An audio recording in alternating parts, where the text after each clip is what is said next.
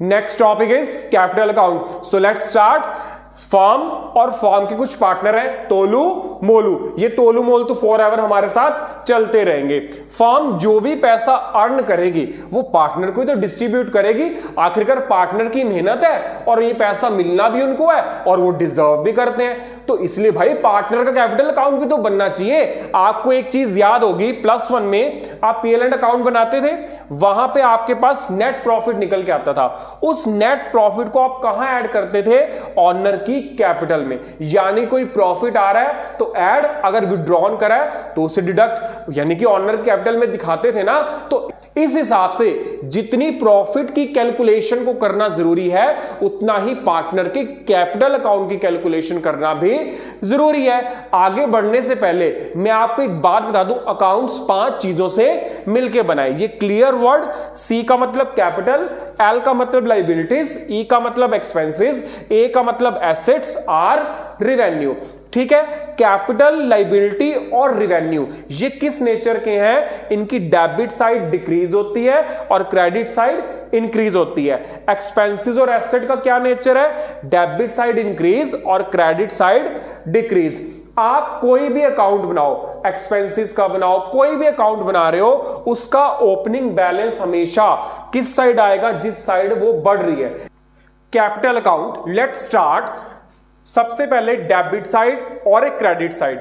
Debit side में जो firm partner से लेना चाहती है वो आएगा, क्रेडिट साइड में जो फर्म पार्टनर को दे रही है वो आएगा। और उससे भी बड़ी बात, सर इसके अलावा पार्टनर के कैपिटल अकाउंट में क्या क्या चीजें आती है? तुमने profit and loss appropriation account बनाया, उसमें पार्टनर्स को क्या क्या मिल रहा था? ध्यान देना, फर्म के लिए जो खर्चा है, पार्टनर के लिए जो बेनिफिट है, जहां पे ये चीज आ जाए वो सारी की सारी चीजें कहां आएंगी? पार्टनर के कैपिटल अकाउंट में। तो let's start with credit side. सबसे पहले बाय बैलेंस ब्रॉट डाउन, ठीक है, यानी कि जो भी ओपनिंग बैलेंस है, कैपिटल का ओपनिंग बैलेंस क्रेडिट होता है। Second, by bank additional capital, जो भी एक्स्ट्रा पैसा पार्टनर लेके आ रहे हैं। Third, interest on capital. Fourth, by salary, bonus और commission. Fifth, profit and loss appropriation account. और इसे आप क्या बोल सकते हो? ये कैपिटल की इंक्रीजिंग साइड है।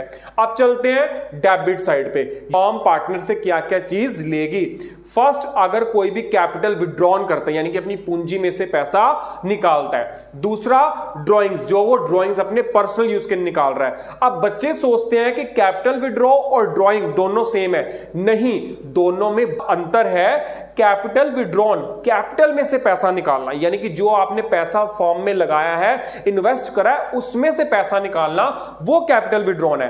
कैपिटल विड्रॉन तभी होता है या तो फॉर्म बंद हो रही है, या फॉर्म को बहुत नुकसान हो रहा है, या पैसा ही नहीं बचा फॉर्म के अंदर, उस केस में कैपिटल विड्रॉन होता है। और ये इर्रेगुलर बेसिस पे, ये नहीं कि रोज ही कैपिटल में से पैसा निकाल रहे हैं। सोचो, रोज अपनी पूंजी में से कौन पैसा निकालता है? ये तभी होता है जब बहुत बुरी सिचुएशन फॉर्म के ऊपर आती है। दूसरी बात, जो ड्रॉइंग्स है वो अपने प्रॉफिट में से आप निकालते हो। नॉर्मली भी आपने अगर घर का खर्चा करना है, अपने प्रॉफिट में से तो पैसा निकालते हो, उसी में से तो निकाल के सारा अपना घर का खर्च करते हो। तो यानी कि यहां पे जो बात हो रही है कैपिटल विड्रॉन की, वो आपका पूंजी में से पैसा निकालना है, और यहां पे जो ड्रॉइंग्स निकालने की बात हो रही है वो आपके प्रॉफिट के अंदर से है। यानी कि जो एप्रोप्रिएशन का जो प्रॉफिट है यहां पे अपने कैपिटल अकाउंट में दिख रहा है आपको, प्रॉफिट के अंदर से जो आप खर्चा करते हो वो यहां पे ड्रॉइंग्स है।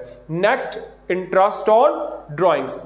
Next, profit and loss appropriation account. अगर लॉस हो रहा है तो profit and loss appropriation debit, अगर प्रॉफिट हो रहा है तो profit and loss appropriation credit हो जाएगा। एक बात और, सर क्या रिजर्व भी पार्टनर के कैपिटल अकाउंट में आता है? नहीं, रिजर्व पार्टनर को नहीं मिलेगा, क्योंकि रिजर्व अभी फर्म ने मेंटेन करा है। कैपिटल अकाउंट में वो ही चीजें आती हैं जो पार्टनर को मिलती हैं।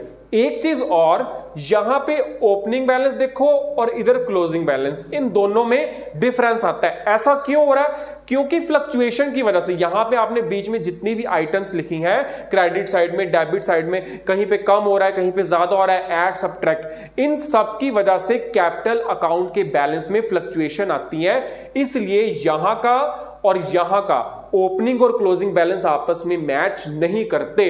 That's all, remaining next video में।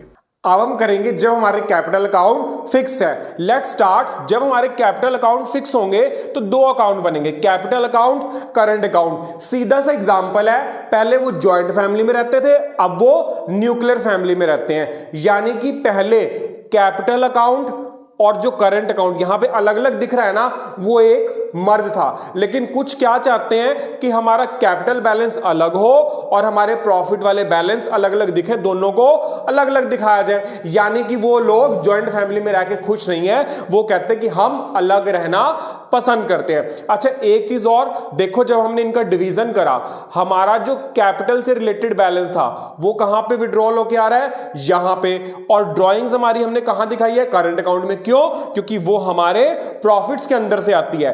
कैपिटल के अंदर का बैलेंस कैपिटल के साथ, प्रॉफिट के अंदर से जो हमारे पास बैलेंस निकल के आता है ड्राइंग के लिए, वो उसके साथ आएगा।